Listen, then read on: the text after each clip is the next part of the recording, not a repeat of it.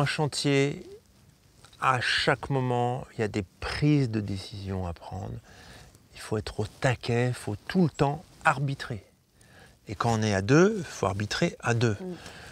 Donc il y a quelque chose qui est très important, mais sur un chantier comme dans la vie, hein, c'est la communication. Oui. Comment on communique? Et je te remercie parce que, comme tu m'as dit l'autre jour, je suis venu ici et j'ai adopté tes codes. Et moi, c'est vrai que j'ai proposé un mode de communication. Et c'est le suivant, c'est lorsque on demande, lorsqu'on dit quelque chose à quelqu'un, qu'est-ce que ça nous fait? Donc, c'est-à-dire, est-ce que l'information, la demande, ont été claires? Bien savoir ce qu'on cherche à demander pour que la question elle soit directe, qu'il n'y ait pas d'ambiguïté ou de tergiversation, quoi. L'appel à une réponse simple, sans réflexion. Et Voilà. naturelle, ouais. De donner à l'autre le moins de surcharge possible de réflexion, que ça soit clair. Par exemple, est-ce que tu peux m'aider? Non, c'est pas clair. J'ai besoin de toi maintenant. Mais, du coup, c'est plus trop une demande. Mais voilà, C'est un besoin, c'est un besoin. C'est exprimer un besoin, voilà. Il y a des fois, c'est des demandes, et d'autres fois, c'est exprimer un besoin. Voilà, ou une demande, c'est pendant que je fais la vaisselle, est-ce que tu peux sortir le linge? Tu vois? Là, c'est plus une question, c'est pas grave comment on répond. Mais quand tu as besoin de la scie, voilà, tu es en haut de l'échafaudage, voilà, j'ai besoin de la scie maintenant. Ça veut dire que moi, je vais interrompre mon activité pour pouvoir répondre à ton besoin. Sur le chantier, c'est plutôt des questions très directes, très fonctionnelles. Donc ça marche plutôt bien en fait. Bon, des fois c'est un peu pète sec, mais on est dans le jus, c'est ok. Et là, dans la cohabitation, effectivement, il y a des fois on n'a pas envie de choisir. Est-ce que tu veux un thé? Alors, il ne sait pas s'il veut un thé, parce qu'il est fatigué.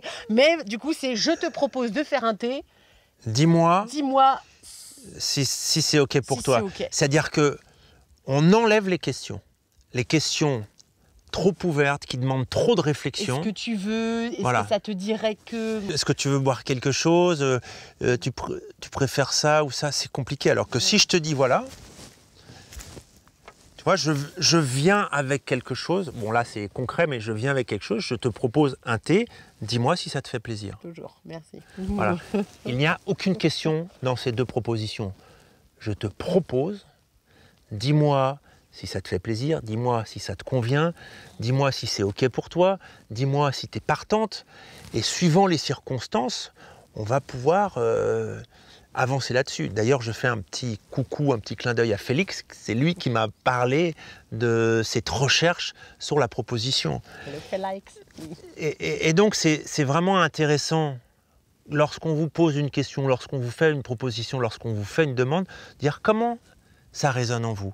Est-ce que ça a été fait correctement, dans le sens où vous avez peu d'énergie à dépenser pour apporter la réponse, ou alors est-ce que vous avez énormément d'énergie, sachant évidemment que ça c'est de façon générale. Il y a certains sujets sur lesquels on a besoin de se poser sur la table et d'avoir une question ouverte en disant voilà, tu pourrais me dire voilà, tu veux construire ta maison, mais qu'est-ce que tu veux faire comme maison?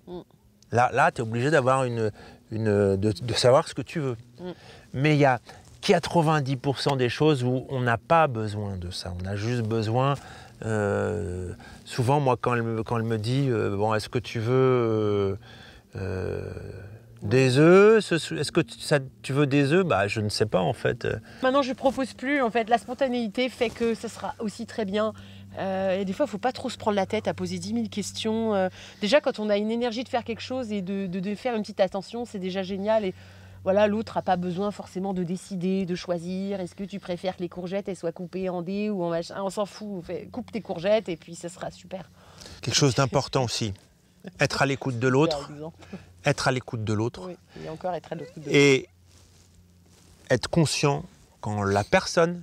elle est en mesure de t'écouter ou pas. Oui. Quelquefois, tu es devant ton ordinateur, moi je suis en train de faire quelque chose, et ce que tu me dis, je ne l'écoute pas. Oui, j'entends, dans ce cas, c'est... Donc ça ne sert à rien. Donc s'assurer que l'autre écoute. Et je ne sais pas si vous avez remarqué, à chaque fois qu'on interagit, quand elle parle ou quand je parle, l'autre s'interrompt. Et c'est ça qu'on met en place pour pas monopoliser la parole. Et là, on a quelque chose de comme un échange. Je crois que ta porte ne veut pas. Et Bon, je te propose de lâcher l'affaire avec la porte. Dis-moi si t'es partant. Je suis partant, même si ça sera un peu surexposé voilà. ici. Donc sur ce chemin de la communication qui n'est pas gravé dans le marbre, c'est de la recherche, ça doit être du plaisir, c'est aussi quelquefois des erreurs. Et ben, je vous dis bon courage, à très bientôt, j'ai confiance en vous et rendez-vous Plus sur une prochaine vidéo. Oui, sur une prochaine vidéo dans on ne sait pas quand.